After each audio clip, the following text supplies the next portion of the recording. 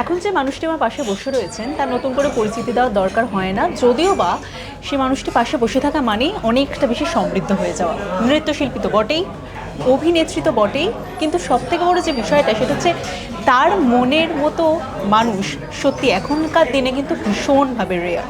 তবে এই বছরটা তার কাছে ভীষণভাবে স্পেশাল হতে চলেছে। তার কারণ কি সেটা আর আমি বলবো না, সেটা তিনি নিজেই বলবেন। আমাদের সঙ্গে সকলের প্রিয় অভিনেত্রী এবং নৃত্যশিল্পী রয়েছেন মমতা শঙ্কর। কেমন আছেন? ভালো ভালো।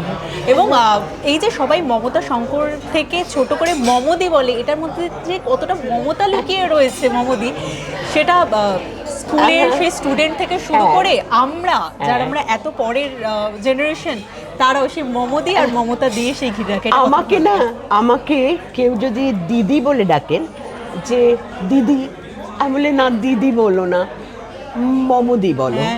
হ্যাঁ, মমতা দি বললেও আমার ঠিক লাগে না, মমদি নামটা। কারণ আমি বলি আমার নামটার ভীষণ মজা আছে। আমার নাম বলে ধরে যে ডাকবে আমি তার দিদি, মমদি, মমদি মানে আমার দিদি। সুতরাং আমি সবার। তো এই এই কথাটা আমার খুব ভালো লাগে। মম নামটা আমার ভীষণ প্রিয় নাম। একদম। এই যে মম কথাটা প্রথম কে বলে রেখেছিল মমদি? আমাকে আজকে আমার আমার কর্তা মানে চন্দ্রোদয়, মানে বাপিদা, যাকে আমি এখনো বাপিদা বলি, সে আমাকে প্রপোজই করেছিল একটা চিরকুটের মধ্যে মম কথাটা ইনভার্টেড কমার মধ্যে লিখে, আর তারপরে মম। আর আমি না মানেটাই বুঝতে পারিনি। হ্যাঁ, লিখেছিল মম মম, মম ইনভার্টেড কমার মধ্যে তারপরে মম। আমি না বুঝতেই পারিনি, আমি বললাম মম মম কি লিখেছে। তারপরে আমি আমার ননদকে গিয়ে জিজ্ঞেস করেছি, আমি বলছি দেখো তো দাদা। হ্যাঁ, না আমার ননদ, বৌদি। তনুশ্রী তো আমার বৌদি, আমার ননদ পিয়ালি। তো পিয়ালি পিউর কাছে গিয়ে আমি জিজ্ঞেস করেছিলাম, দেখ তো তোর দাদা কি লিখেছে। বলে গাধা, বুঝতে পারছিস না, মানে মম আমার। আমি না, ও ভীষণ বিশেষ। হ্যাঁ, সুতরাং মম নামটা আমার ভীষণ, আমার মানে খুব কাছের নাম। এই যে কাছের বললে মমদি, আমি এবার আপনি থেকে তুমিতে চলে এলাম, কারণ কাছের হয়ে গেলাম আমরা। হ্যাঁ একদম, যদিও বা ক্যামেরা অফ হলে আমরা তুমিতেই সবাইকে বলি আমাকে। বেশ। এবার এই যে কাছের কথাটা বলার পরই যেটা প্রথম মাথায় আসে, যে নাচটা বেশি কাছের নাকি অভিনয়টা বেশি কাছের? মমদির কাছে কোনটা কাছে, মানে জটিল একটা প্রশ্নের মধ্যে, চক্রব্যূহের মধ্যে? নাচ মম, ফিল্ম অভিনয় মম, দুটোই আমার, দুটোই আমার কাছে। আমার, আমি বলি রাতুল আর রাজিত দুই ছেলে যেরকম আমার, তো আমার নাচ আর সিনেমা দুটোই আমার কাছে সেইটা, আমার দুই সন্তানের মতো। আমি, যেটা হচ্ছে অদ্ভুত ব্যাপার, নাচটা এখন আমার, এখন তো আর 16 বছর বয়সে আমি যেরকম নাচতাম, বা মানে কিছু বছর আগেও যেরকম নাচতাম, ধীরে ধীরে তো সেটার থেকে তো সরে যাচ্ছি। যেমন অল্প বয়সে যে রোলগুলো করেছি আমি, যে ফিল্মেও যে রোলগুলো করেছি, সেগুলো এখন করি না। তো মনটাও এখানে পড়ে রয়েছে, মনে হয় আহা হা, এই এই একটা সময় মনে হয় বয়স হয়ে গেছে বলে এই একটা সময় কষ্ট, যে আগের মতো ওই রকমভাবে নাচতে পারবো না, আর ওই রোলগুলো পাবো না, ওই রোলগুলোতে অভিনয় করতে পারবো না, মানাবে না। তো এইটাই শুধু বয়স হওয়ার কষ্ট, এইটাতে। আর না হলে আমার মনে হয় এখনো আমি খুব ছোট আছি, সেই মমই আছি, ছোট মম আছি। আর নাচ আর এই অভিনয় দুটোই এখন মনে হয় কি, যখন শেখাই, যখন এই বাচ্চাদের শেখাই, বা স্টেজে উঠেও আমার বয়স উপযোগী রোলগুলো যখন আমি আমি স্টেজে উঠেও যখন করি, তখন খুব ভাল লাগে। আর এখন আমি সিনেমাতেও এমন এমন রোল পাচ্ছি, যেগুলো যখন আমার অল্প বয়স ছিল তখন কেউ আমাকে এতটা এক্সপেরিমেন্ট করেনি আমাকে নিয়ে, মানে এরকমভাবে যে এরমও রোল দিয়ে দেখি, সেটা করেনি। সেটা অদ্ভুত ব্যাপার হচ্ছে, এখন মানুষ আমাকে অদ্ভুত অদ্ভুত রকম রোল দিচ্ছে, যেটা আমার ভীষণ ভালো লাগছে। আর দুটোই আমার প্রিয়। দুটোই মমদির দুটোই। মম একেবারে।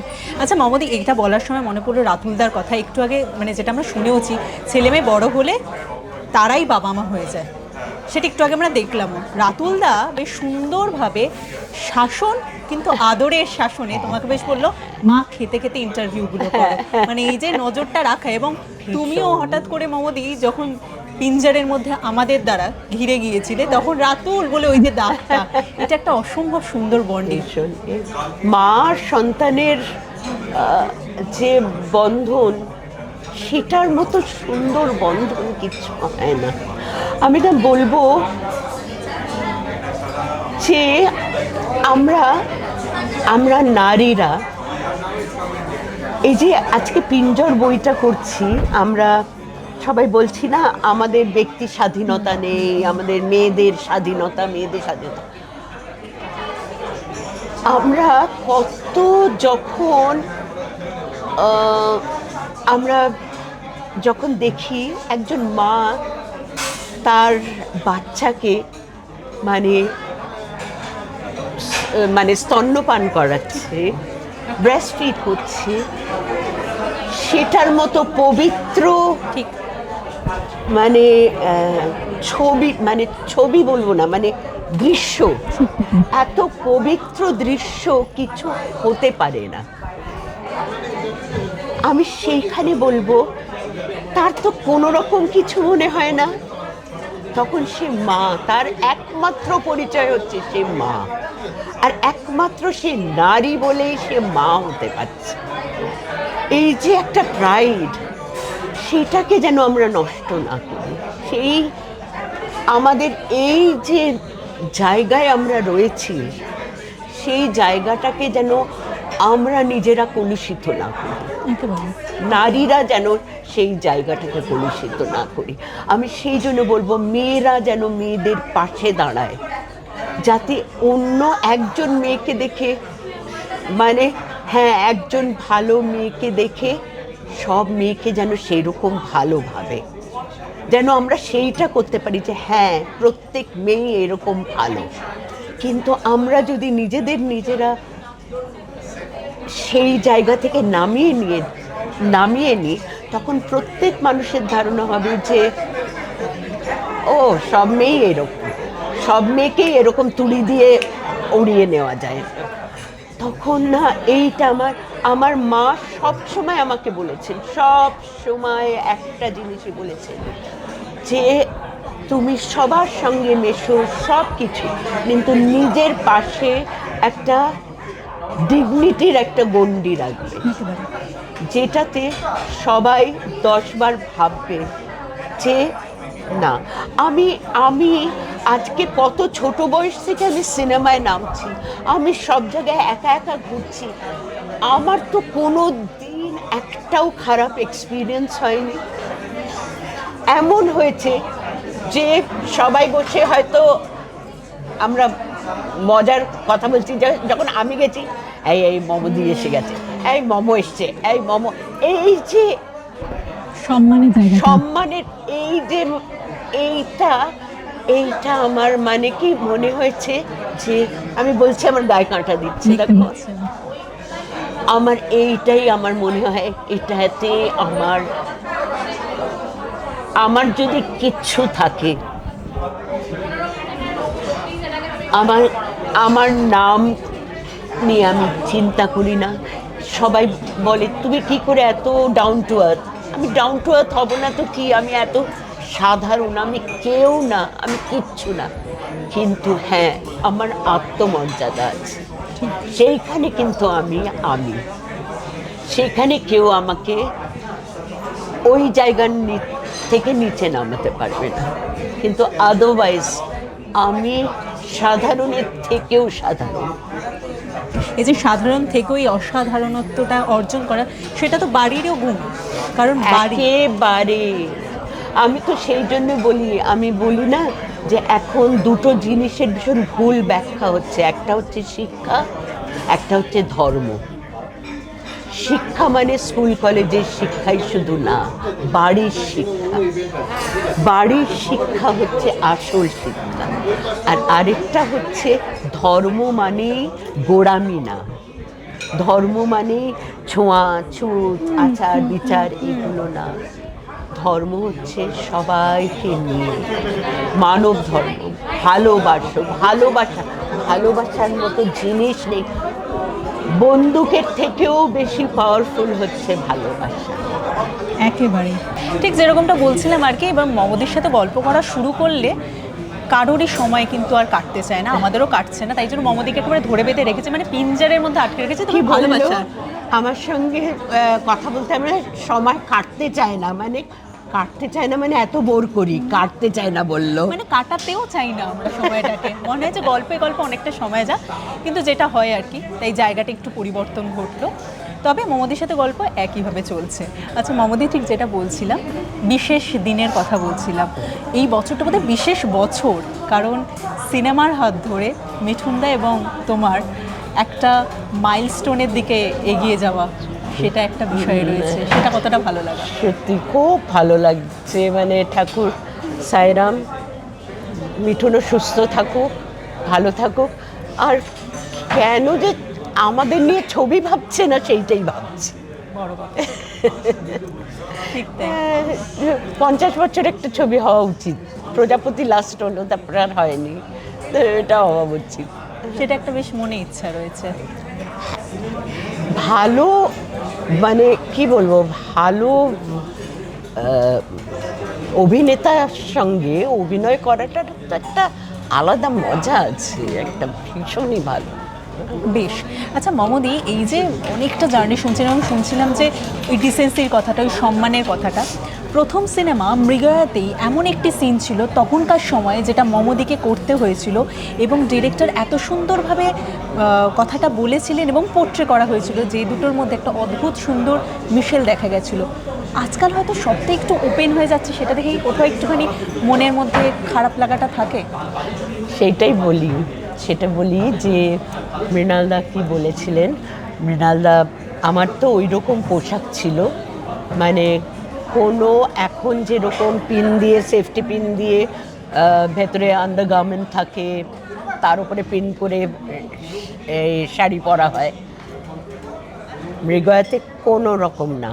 হ্যাঁ, মানে কোনো আন্ডারগার্মেন্ট না, কিছু, একেবারে গ্রামের মেয়ে যেরমভাবে পড়ে সেরমভাবে, কোনো মানে সেফটি পিন দিয়ে পিন করে ওইরকম পরা চলবে না।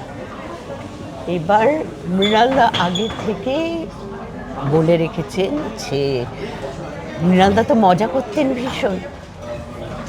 এই একটা সিন আছে যেখানে জমিদার তোমাকে মানে করে নিয়ে যাবে, জোর করে নিয়ে যাবে, একটা সাংঘাতিক একটা, মানে একটা মোলেস্টেশনের একটা ওরকম সিন। আমি না শুনে পুরো আমার না হাত পা ঠান্ডা হয়ে গেছে।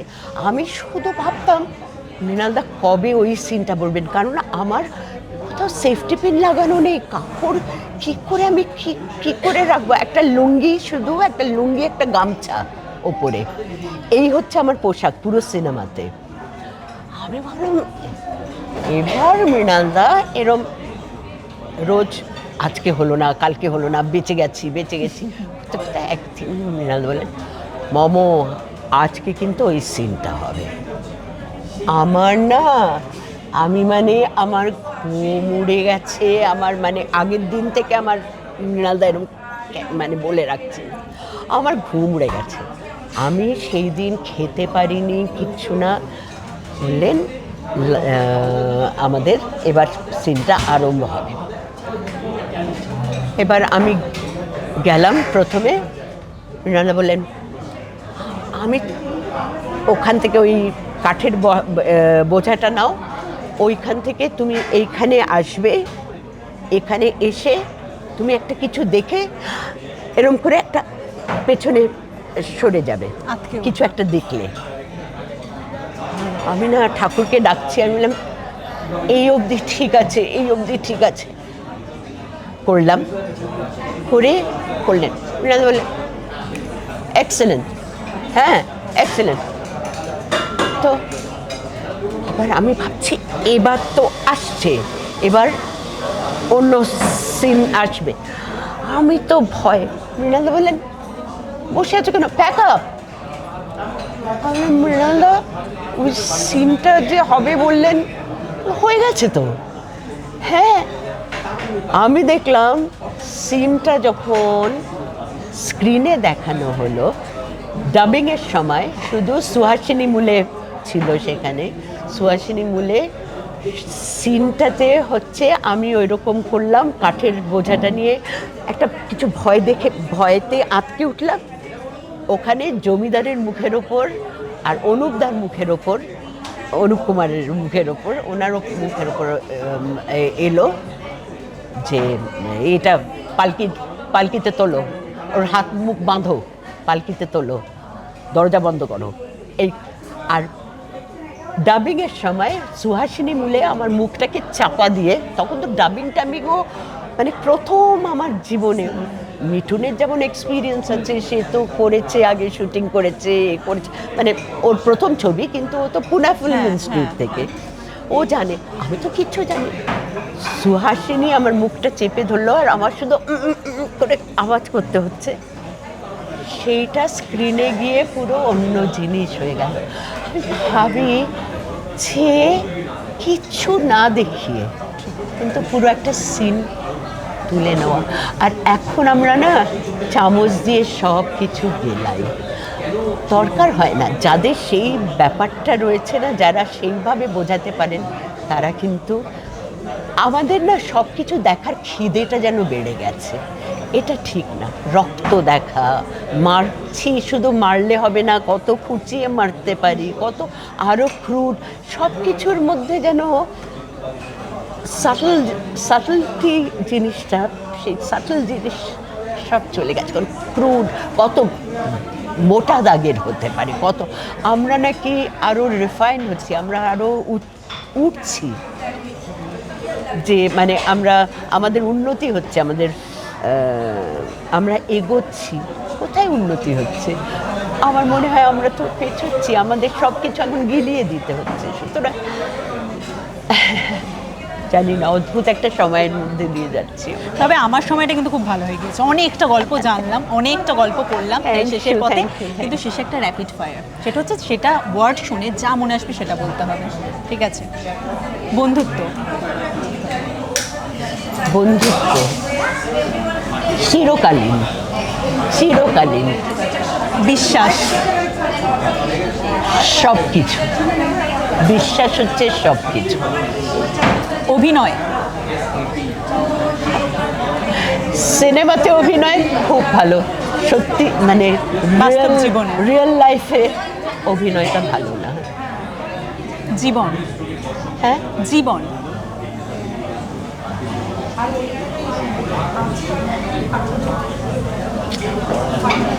উৎসর্গ, ওপরে কেউ আছেন তার পায়ে উৎসর্গ করা।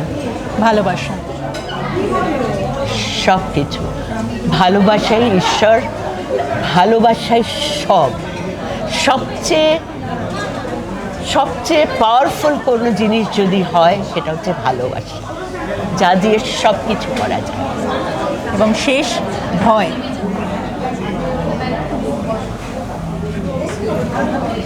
ভয়, সবচেয়ে বেশি ভয় তো লাগে নিজের চোখে যেন নিজে নেমে না যায়। তবে এই ভালোবাসাটা দিয়েই সবটা শেষ হলো, এবং রাতুলদাও চলে এসেছে আর কি। রাতুলদা মায়ের কথা একটু আগেই বলছিলাম, রাতুলদা প্লিজ একটু আগে তোমার কথা বলছিলাম, মানে এই মোমেন্টটা আর এই ফ্রেমটা ভীষণ দামি একটা ফ্রেম আর কি। Thank you so much. এবং অনেকটা গল্প হলো, অনেকটা গল্প বাকি রইলো, সেটা পরের বারের জন্য আর কি।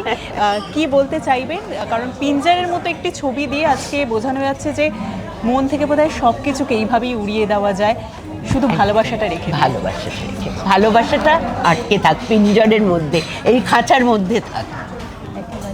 থ্যাংক ইউ সো মাচ মমদি, আবার Thank কথা you. হবে। আমার নতুন করে আপনাদের বলার কোনো অপেক্ষা রাখে না। আজকের এই ইন্টারভিউটা যারা যারা সাক্ষী থাকলেন, আমার মতো আমার দৃঢ় বিশ্বাস আপনারাও একই রকমভাবে সমৃদ্ধ হলেন। তাই এরকম আরও ইন্টারভিউ দেখার জন্য অবশ্যই নজর রাখুন আমাদের চ্যানেলে, আর এই ইন্টারভিউটা কেমন লাগলো সেটাও জানাতে অবশ্যই ভুলবেন না।